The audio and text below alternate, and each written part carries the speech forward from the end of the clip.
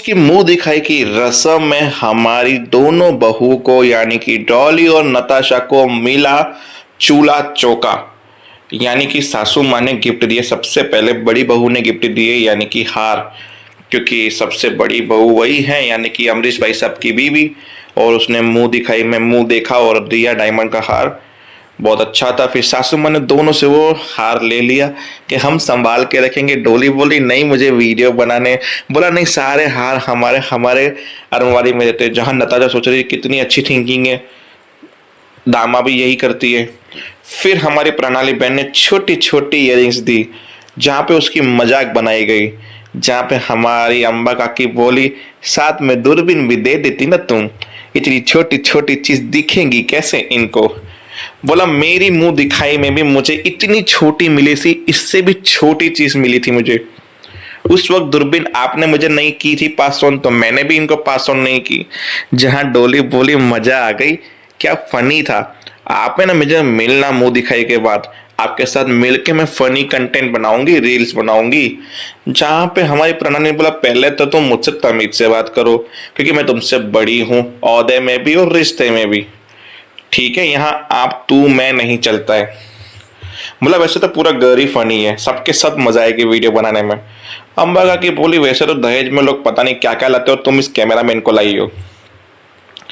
फिर सासू माँ की बारी आई मुंह दिखाएगी, तो इतना भारी भरकम गिफ्ट दिया और नताशा को जानबूझ के जोर से दिया था कि नीचे गिर जाए, पर हमारी प्रणाली भाभी ने बचा लिया।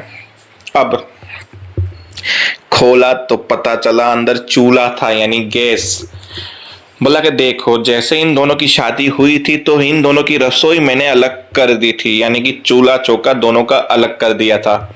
अब आप दोनों भी आ गए तो आप भी अपना चूल्हा चौका संभालो और अपने अपने पतियों के लिए खाना बनाओ, क्योंकि अब धवल और चिराग के खाने की जिम्मेदारी प्रणाली बहन की नहीं रहेगी, तुम दोनों की रहेगी। अब डोली ने तो बोला मैं मेरे पापा को बोल के शेफ मंगा दूंगी, मेरा पर्सनल, जो मेरा और चिराग का खाना बना दिया करेगी, मेरी टेंशन खत्म। वैसे आपके थॉट मुझे बहुत अच्छे लगे कि सब अपना अपना करो। फिर हमारी नताशा हम साथ में बैठ के खाना नहीं खाएंगे क्या। बोला नहीं छोटी दुल्हन, ये सपने मत सोचना, क्योंकि यहाँ पे शादी के बाद सब कुछ बदल जाता है। हम साथ में बैठ के खाना कभी नहीं खाते, है ना छोटी बहन। अब डोली ने जब अमरीश भाई साहब को बताया था, तब उसने अमरीश भाई साहब ने सोचा कि इसको ज्ञान का पाठ पढ़ाना जरूरी है, यानी कि प्रणाली को। प्रणाली मेरे विरुद्ध गई है, यानी कि हमारे परिवार के विरुद्ध। परिवार की मर्यादा कैसे होनी चाहिए, किस लिमिट में होनी चाहिए, वो सिखाना जरूरी बन चुका है। तब प्रणाली ये काम खत्म हो जाने के बाद मैं आता हूं तुम्हारे पास। और चीकू गया पंड्या स्टोर में जहाँ सुमन बैठी थी, फिर उसे मिला, बोला मुझे सिगरेट चाहिए। बोला इस पंड्या स्टोर में कोई ऐसी जानलेवा चीजें नहीं मिलती है।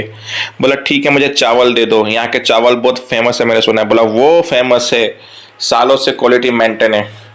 बोला पर मुझे तो 25 किलो का कट्टा चाहिए जो पीछे के गोडाउन में दरवाजे के पास में पड़ा हुआ होता है। बोला एक सेकंड, तुम्हें कैसा पता। बोला एक्चुअली मैंने बोला ना मैं सालों को से जानता हूँ सोमनाथ को, एक्सपीरियंस से। और दूसरी बात के गोडाउन में ही पड़ा होते हैं कट्टे तो चावल के, आगे थोड़ी ना कोई रखता है।